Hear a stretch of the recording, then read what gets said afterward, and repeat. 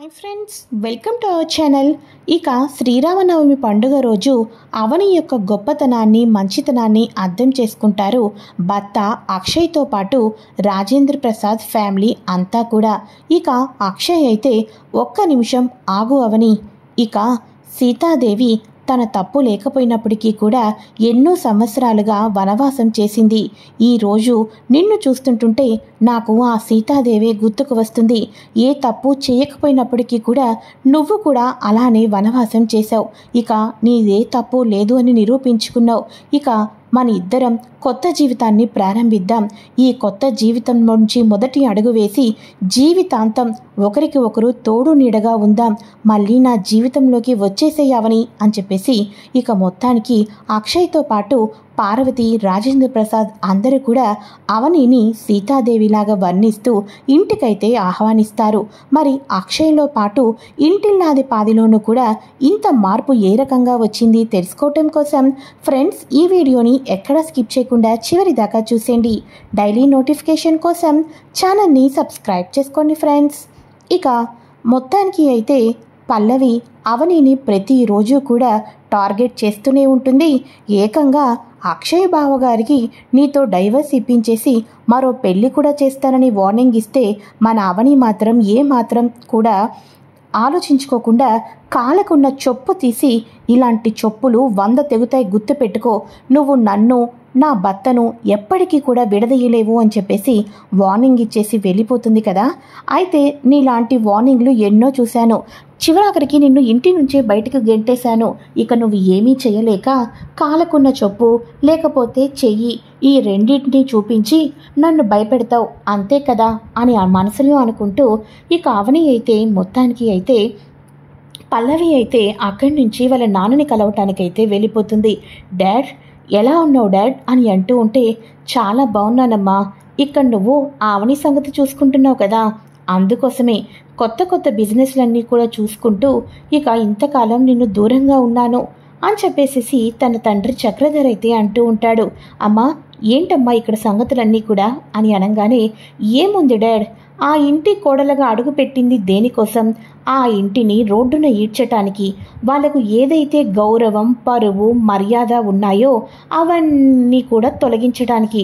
దానిలో భాగంగానే ఇక ఆ కూతురు ప్రణతి జీవితం నాశనమైపోయేటట్టు చేశాను. ఆ ఇంటి పెద్ద కొడలైన అవని ఎప్పుడూ కూడా ఆ ఇంటి క్షేమం కోసం ఆలోచిస్తూ ఉంటుంది కదా. ఇక తనని ఇంటి నుంచి బయటకు గెంటేయడమే కాదు, అక్షయ్ బావగారికి ఒకప్పుడు బయటకు వెళ్ళిపోయిన అవని అక్క మీద ఎంతో కొంత ప్రేమ ఉండేది. కానీ ఇప్పుడు చూస్తుంటుంటే ఈజీగా అక్షయ్ బావగారు విడాకులు ఇచ్చేసేసి మరో పెళ్లి చేసుకోవడానికి రెడీగా ఉన్నారేమో అనిపిస్తుంది అని చెప్పేసి అనగానే, సూపర్ అమ్మా, సూపర్, మంచిగా నటిస్తూనే ఆ ఇంట్లో ఉన్న వాళ్ళందరికీ కూడా 3 చెరువుల నీళ్లు తాగిస్తున్నావన్నమాట అని చెప్పేసి అనగానే, మరేమనుకుంటున్నారు డాడ్, మీరు చెయ్యలేంది నేను చేస్తాను. ఇక ఇప్పటికే బిజినెస్లో 75% నుంచి 100% నుంచి 75%కి ప్రాఫిట్ పడిపోయింది. ఇంకా ఇంకా ఇంకా ఇంకా రోజులు ముందున్నాయి కదా. ఇక Rajendra Prasad the great business man అని చెప్పేసి అందరూ అనుకునేవాళ్ళు కదా. కానీ ఇప్పుడు దెబ్బకి ఫ్లాప్స్లో ఇక బిజినెస్ మొత్తానికి దివాలా తీసిన వాళ్ళల్లో నెంబర్ 1లో క్లూలో ఉంటారు రాజేంద్ర ప్రసాద్ ఫ్యామిలీనే అని చెప్పేసి అనగానే, శభాషమ్మ పల్లవి, ఇప్పటిదాకా అంతా మంచిగా మనం అనుకున్నట్టుగానే జరిగింది. కానీ ఆ అవని చాలా తెలివైంది. కుటుంబం కోసం తన ప్రాణాలనైనా ఇచ్చేస్తుంది. అవనితో జాగ్రత్తమ్మా అని అనగానే, డాడ్, అసలు అత్తయ్య ప్రాణాలే తీయాలి అనుకున్నట్టుగా అవని మీద నింద వేయించాను. అత్తయ్యని పైనుంచి కింద నెట్టేసిందే నేను. కానీ ఎంత తెలివిగా నమ్మించాను. మీ కూతుర్ని అంత టేక్ ఇట్ ఈజీగా చూడదు డాడ్. ఏం చేసినా నాకంటూ ఒక థీమ్ ఉంటుంది. దాని ప్రకారం ఎక్కడ దొరక్కోకుండానే అంతా ప్లాన్ చేసుకుంటాను అని చెప్పేసి అనగానే, సరే అమ్మా, ఇంట్లో మీ అమ్మ వెయిట్ చేస్తూ ఉంటుంది, నేను బయలుదేరుతాను అని అనగానే, ఓకే డాడ్, బాయ్ అని చెప్పేసి పల్లవి అయితే ఇంటికైతే వెళ్ళిపోతుంది. అయితే అవని ఆఫీస్ నుంచి ఇంటికి వస్తూ ఉండగా ఈ తండ్రి కూతుర్లు మాట్లాడుకోవటం చూసి ఇక వీళ్ళ ఏం మాట్లాడుకుంటున్నారో మొత్తానికి కూడా రికార్డ్ అయితే చేస్తుంది. పల్లవి, ఇంతకాలం నీ సాక్ష్యాలు దొరకలేదు అనుకున్నాను. నీ పాపం పండింది. అందుకోసమే నేను ఏమీ నిలదీయకపోయినా, నేను ఏమీ బెదిరించకపోయినా ఫస్ట్ నుంచి ఇప్పటిదాకా నువ్వు ఎన్ని తప్పులు చేశావో, ఎన్ని పాపాలు చేశావో అన్నీ నీ నోటి నుంచి ఒక్కొక్కటిగా బయటకు వచ్చాయి. ఇక నువ్వు నా చేతుల్లో చచ్చావే అని చెప్పేసేసి ఇక వెంటనే అవని వచ్చేసేసి నైట్ టైంలో పల్లవికైతే కాల్ చేస్తుంది. ఇదేంటిది, ఈ టైంలో అవని కాల్ చేస్తుంది అని చెప్పేసేసి ఇక వెంటనే లిఫ్ట్ చేసి, ఏంటి నాకు కాల్ చేసావేంటి అని అనగానే, నీతో పనుందమ్మా, కాకపోతే ఫోన్లో మాట్లాడడం కుదరదు, డైరెక్ట్గా మాట్లాడాలి అని చెప్పేసి అవని చెప్పడంతో, నీకంత సీన్ లేదులే అనుకున్నట్టుగానే ఎందుకు రమ్మంటుందో వెళ్తే సరిపోదా అని చెప్పేసేసి అవనిని కలవటానికి వెళ్తుంది పల్లవి. చూడు, రేపు శ్రీరామనవమి పండుగ. ఆ పండుగ రోజు ప్రతి ఏడా నా భర్తతో కలిసి కళ్యాణం జరిపించటం నాకు వానవాయితీ. పెళ్ళయి 10 ఏళ్ళయింది, ఎప్పుడు కూడా ఈ కళ్యాణం జరిపించకుండా లేము. నువ్వు ఆ ఇంట్లో ఉండి ఏం చేస్తావో నాకు తెలీదు. ఆ ఇంటిల్లాది పాది కూడా నా భర్తతో పాటు కలిసి నేను కళ్యాణం జరిపించాలి అని చెప్పేసేసి నువ్వే చెయ్యాలి అని అనగానే గట్టిగట్టిగా నవ్వుతూ, నీకేమైనా పిచ్చి పట్టిందా?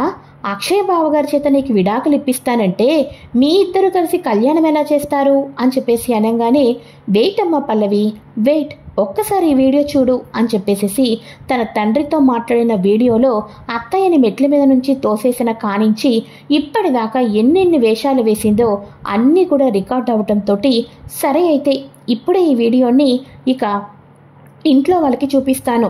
నా మరిది కమల్ ఒక్కడు చాలు ఈ వీడియో చూసిన తర్వాత జిన్ను జైలుకు పంపించడానికి అని చెప్పేసి అనగానే, నీకు పుణ్యం ఉంటుంది, నీకు దండం పెడతాను, నువ్వేం చేయమంటే అది చేస్తాను.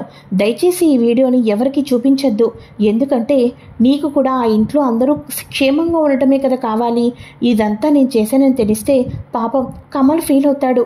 అత్తయ్య గారికి నమ్మిన పల్లవి ఇలా చేసిందని హార్ట్అటాక్ వచ్చేస్తుంది.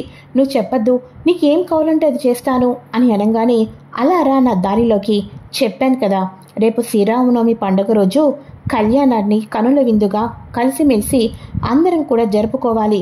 పీటల మీద నా భర్తతో పాటు నేను కూర్చోవాలి అని చెప్పేసి అనగానే, అలాగే అలాగే చేస్తాను అని చెప్పేసేసి ఇక చెమటలతో ఇంటికైతే వెళ్తుంది. ఆ తర్వాత ఇక వెంటనే, అత్తయ్య, మావయ్య, రేపొద్దున్న అందరం కూడా గుడికైతే వెళ్తున్నాం కదా కళ్యాణం జరిపించడానికి. ఏంటి బావగారు, మీరింకా నిద్రపోలేదా? అలా అయితే రేపు కళ్యాణం ఎలా జరిపిస్తారు అని అంటూ ఉంటే, నేను కాదు కదా పల్లవి కళ్యాణం జరిపించేది, అమ్మా నాన్న అని అనగానే, లేదు బావగారు, కళ్యాణాలన్నీ జరిపించేవి మన ఇంటి క్షేమం కోసం కాదు, ఆరు బయట కళ్యాణం జరిపించేది లోక కళ్యాణం కోసం. సమస్త జీవరాశులు, ఈ ప్రపంచం, ఈ సమాజం అందరూ కూడా చల్లగా బాగుండాలి అని చెప్పేసేసి. కాబట్టి ఈ ఇంట్లో వాళ్ళ గురించి కాకపోయినా మీరు అవని అక్కతో పీటల మీద కూర్చొని ఈ కళ్యాణం జరిపిస్తే బాగుంటుందనిపిస్తున్నాను. ఎందుకంటే 10 ఏళ్ళుగా వస్తున్న సాంప్రదాయాన్ని ఒక్కసారిగా పక్కన పెట్టేస్తే ఎందుకనో అది సెంటిమెంట్గా కూడా మళ్ళీ రివర్స్లో ఏదైనా జరుగుతుందేమోనని భయం. కాబట్టి ఇవన్నీ వదిలేసేసి మీరు హ్యాపీగా కళ్యాణాన్ని జరిపిస్తే బాగుంటుందని నా ఫీలింగ్ అని చెప్పేసి అనగానే, అబ్బా పల్లవి, ఎన్నాళ్ళకో మంచి మాట మాట్లాడావు, ఇప్పుడు నువ్వు నా పెళ్ళం అనిపించుకున్నావు అని చెప్పేసేసి కమల్ అయితే అంటూ ఉంటాడు. అన్నయ్య, ఇది తరతరాలుగా వస్తున్న ఆనవాయితీ, 10 ఏళ్ళుగా నువ్వు వదిలే చేస్తున్నారు, నువ్వే కూర్చుంటున్నావు, ఇందులో ఎటువంటి అనుమానమూ లేదు. అమ్మా నాన్న, పంతులకు చెప్తాను, మా అవని వదిన అక్షయ్ అన్నయ్య చేస్తారు అని, సరేనా? ఇందులో ఇంకెవరు ఏం మాట్లాడద్దు, అయిపోయింది, వేరే నిద్రపో అన్నయ్య, నిద్రపో, ఉదయం తొందరగా లేవాలి కదా అని చెప్పేసేసి హడావడి అయితే చేసేస్తారు. ఇక అవని వాళ్ళు వచ్చేసేసి హ్యాపీగా శ్రీరామనవమి కళ్యాణం కోసం టెంపుల్కి అయితే వెళ్తారు. ఇక్కడ పార్వతీ ఫ్యామిలీ అందరూ కూడా వెళ్తారు. అక్కడ వచ్చేసేసి మన అవని వాళ్ళ తమ్ముడు అలానే ప్రణతి వీళ్ళు కూడా అయితే టెంపుల్ దగ్గరికి అయితే వెళ్ళిపోతారు. టెంపుల్ దగ్గరికి వెళ్ళిపోయిన తర్వాత మొత్తానికి అయితే మొత్తం నీట్గా కళ్యాణం అయితే జరిపిస్తారు. ఆ కళ్యాణంలో అవని ఎప్పుడు కూడా నా భర్తతో సంతోషంగా జరిపించేదాన్ని, కానీ ఇప్పుడు నా మనసు నిండా బాధే ఉంది, నా భర్త ప్రేమకు నేను నోచుకోవటం లేదు అని చెప్పేసేసి నీ కళ్యాణాన్ని ఉపవాసంతో ఇంత బాధగా చేస్తున్నాను, నా జీవితంలో ఉన్న బాధలన్నీ పటాపంచులు చేసేసే అమ్మా అని ఆ సీతాదేవిని వేడుకుంటూ కళ్యాణం అయితే జరిపిస్తుంది. కళ్యాణం జరిపించిన తర్వాత రాజేంద్ర ప్రసాద్కి ఫోన్ కాల్ అయితే వస్తుంది. రాజేంద్ర ప్రసాద్కి ఫోన్ కాల్ రావటంతో ఇక వెంటనే హలో ఎవరు అని చెప్పేసి అనగానే, ఏంటి రాజేంద్ర ప్రసాద్, కళ్యాణం జరిపిస్తున్నావు కానీ నీకు ఏమాత్రం సంతోషం అనేదే లేదు కదా? అవునులే, కూతురు జీవితం సర్వనాశనం అయిపోతే ఇక నీకు ఏం సంతోషం ఉంటుంది? ఏదో జనాల దగ్గర నువ్వు యాక్టివ్గా ఉన్నావని నటించడం తప్ప అని అనగానే, ఎవర్రా నువ్వు అని చెప్పేసి అనగానే, నువ్వు నన్ను మర్చిపోవచ్చు, కానీ నేను నిన్ను అస్సలు మర్చిపోలేను. ఎందుకంటే బిజినెస్ రంగంలో నీతో పాటు నేను తలతూగలేనని నువ్వు నన్ను పెద్ద మీటింగ్లో ఎంతగానో అవమానించావు, మర్చిపోయావా అని చెప్పేసి అనగానే, ఓ నువ్వా, అయితే ఇప్పుడు ఏమైందని అని చెప్పేసి అనగానే, ఏమైందా? బిజినెస్లో నేరుగా వచ్చి నేను నిన్ను తల తన్నలేనేమో, కానీ ఈరోజు జీవితం, నీ కూతురు జీవితం ఇంత సర్వనాశనం అయిపోయిందంటే దానికి కారణం నేనే. దానికి కారణం నా చిన్న కొడుకు ప్రశాంతే. నా చిన్న కొడుకు ప్రశాంతు నీ కూతుర్ని ప్రేమించినట్టు వలలో వేశాడు. పెళ్లి కాకముందే తల్లిని కూడా చేశాడు. ఆ తర్వాత ఇక హ్యాపీగా ఫారెన్లో సెటిల్ అయిపోయాడు. నిన్ననే వాడికి చక్కగా పెళ్లి కూడా అయిపోయింది. ఇక ఇక్కడ ఉన్న బిజినెస్లన్నీ కూడా అమ్మేసుకొని ఫారెన్ అయితే వెళ్ళిపోయాం. అక్కడ కొత్త స్టార్ట్ చేసుకుంటున్నాం. కానీ నీకు నేను ఊహించిన దెబ్బ కొట్టాను చూసావా? అందరిలోనూ నన్ను అవమానించావు, కానీ ఇప్పుడు జనాల్లోనూ తల దించుకున్నావు, తల ఎత్తుకోలేవు. ఇది నాతో పెట్టుకుంటే ఈ రకంగా ఉంటుంది, గుర్తు పెట్టుకో అని చెప్పేసేసి వార్నింగ్ ఇచ్చేసి ఫోన్ పెట్టేస్తాడు ఆ వ్యక్తి. అయితే ఇక ప్రశాంత్ వాళ్ళ నాన్న ఒక్కసారిగా రాజేంద్ర ప్రసాద్ షాక్ అయిపోతాడు. నాన్న ఇక్కడున్నారేంటి? అక్కడ పంతులు గారు మిమ్మల్ని పిలుస్తున్నారు అని చెప్పేసేసి అక్షయ్ అనగానే, ఒక్కసారిగా మోసపోయాంరా, చాలా మోసపోయాం. బిజినెస్లో ఆ దామోదర్ డైరెక్ట్గా మనల్ని ఏమీ చేయలేక మన ప్రణతిని అడ్డు పెట్టుకున్నాడ్రా అని అనగానే, ఏం మాట్లాడుతున్నారు నాన్న మీరు అని అక్షయ్ అడగంగానే, అప్పుడు ఫోన్లో దామోదర్ ఏం చెప్పాడో, ప్రశాంత్ని అడ్డు పెట్టుకొని ఎన్నెన్ని చేశాడో ఇవన్నీ చెప్పడంతో, అంటే ప్రణతి చెప్పింది నిజమే అన్నమాట. తన తమ్ముడికి ఇచ్చి అవని పెళ్లి చేయలేదన్నమాట. కేవలం మన ఇంటి పరువు గురించి, మన ఇంటి గురించి మాత్రమే ఆలోచించి హాస్పిటల్ దాకా ప్రాణాన్ని కూడా పణంగా పెట్టింది అవని. మన ఇంటి పరువు కోసమే ఇంత పని చేసిందంటే ఇంట్లో ఉన్నవారిని ఎంత బాగా చూసుకుంటుందో. ఇంతకాలం మనం అవని విషయంలో చాలా పెద్ద తప్పు చేశాం అక్షయ్, చాలా పెద్ద తప్పు చేశాం అని చెప్పేసి అనగానే, ఇక వాళ్ళ నాన్న ద్వారా ప్రశాంత్ వాళ్ళ నాన్న మాట్లాడిన ప్రతి మాటను విన్న తర్వాత అక్షయ్కి కూడా అవని మంచితనమే తెలుస్తుంది, కానీ అవని ఏ తప్పు చేయలేదని అర్థమైతే అయిపోతుంది. ఇక గుడిలో కళ్యాణం అంతా అయిపోతుంది. ఈ కళ్యాణం అయిపోయిన తర్వాత ఇక వెంటనే అక్షయ్ వచ్చేసేసి ఇక అవని వెళ్ళిపోతూ ఉండగా, ఒక్క నిమిషం ఆగు అవని అని చెప్పేసి అనగానే, ఏమైందండి? కళ్యాణం మొత్తం అయిపోయింది కదా అని చెప్పేసి అనగానే, లేదు, ఈ రోజుతో నా సీతాదేవి అరణ్యవాసం, వనవాసం అయిపోయింది అని అనగానే, అందరికీ అర్థం కాదు, వనవాసం ముగిసిపోవడం ఏంట్రా అని పార్వతి అనగానే, అవునమ్మా, సీతాదేవి ఆ రోజు ఏ తప్పు చేయకపోయినా వనవాసానికి వెళ్ళి తను ఏ తప్పు చేయలేదని నిరూపించుకుంది. నా భార్య అవని కూడా అంతే, ఏ తప్పు చేయకపోయినప్పటికీ కూడా వనవాసానికి వెళ్ళి ఈరోజు తాను ఏ తప్పు చేయలేదని నిరూపించుకుంది.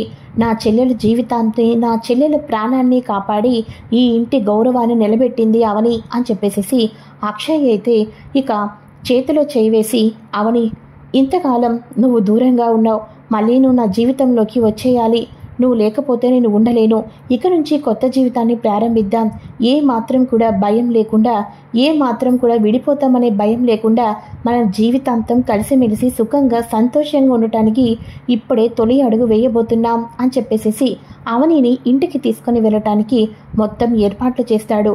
కమల్కి శ్రీకర్కి ఎక్కడ లేని సంతోషం, ఆనందం.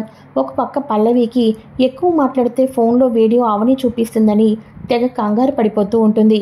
ఇక వీళ్ళందరూ ఇలా ఉండగా ఈసారి నిజంగానే శ్రీరామనవమి పండుగ రోజు ప్రణతి జీవితం నాశనం అయిపోతుంది. ప్రేమించిన వాడు పూర్తిగా ఇక ఫారెన్ వెళ్ళి సెటిల్ అయిపోయి మరో పెళ్లి కూడా చేసేసుకున్నాడు. ఇలాంటి టైంలో ప్రణతి జీవితం పాడైపోతుంది.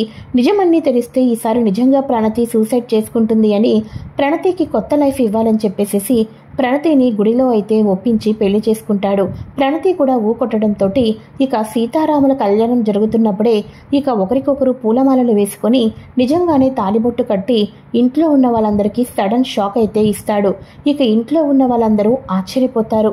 ఇక తనదే తప్పు లేకపోయినప్పటికీ కూడా కడుపుతో ఉన్న ప్రణతికి ఒక మంచి జీవితం ఇవ్వటానికి అవని వాళ్ళ తమ్ముడు పెళ్లి చేసుకున్నాడని తెలిసి అక్షయ్ అవని వాళ్ళతో పాటు ప్రణతిని భరత్ని కూడా తీసుకొని ఇంటికైతే వెళ్ళి ఆహ్వానించి హారతి ఇచ్చి లోపలికైతే పంపిస్తారు. ఇది ఫ్రెండ్స్ లేటెస్ట్ ఎపిసోడ్. ఈ వీడియో కనుక మీకు నచ్చినట్లయితే లైక్ చేయండి. నెక్స్ట్ ఏం జరుగుతుందో కూడా ముందుగా తెలుసుకోవాలి అనుకుంటే ఛానల్ని సబ్స్క్రైబ్ చేసుకోండి.